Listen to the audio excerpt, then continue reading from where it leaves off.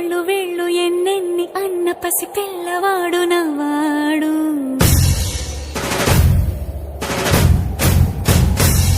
విడుముండోడు అని ఊరు వాడ అనుకున్న గాని మహారాజు నాకు నవ్వాడు.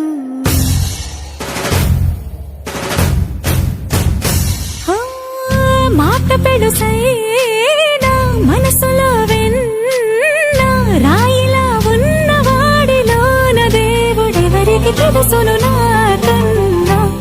సూసేకి అగ్గిరవ్వ మాదిరే ఉంటా